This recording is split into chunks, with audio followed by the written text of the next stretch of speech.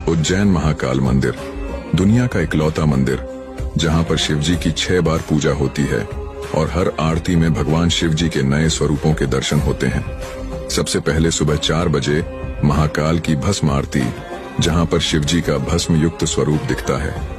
दूसरी आरती में महाकाल के घटाटॉप स्वरूप के दर्शन होते हैं। तीसरी आरती में भगवान के अपने ही अवतार हनुमान जी के स्वरूप में पूजा होती है। चौथी आरती में भगवान शिव का शेषनाग स्वरूप दिखता है। पांचवी आरती में भगवान शिव दूल्हे का रूप धारण करते हैं, जो बहुत ही सुंदर होता है। और छठवीं आरती शयन आरती होती है, जिसमें भगवान शिव अपने ही स्वरूप में दिखाई देते हैं। महाकाल के कुछ स्वरूपों का केवल भाग्यशाली लोग ही दर्शन कर सकते हैं, क्योंकि वह इन्हें सिर्फ साल में एक बार ही धारण करते हैं। जैसे मां काली का अवतार, अपने पुत्र गणेश का अवतार और रुद्र अवतार। इन स्वरूपों के दर्शन केवल भाग्यशाली लोग।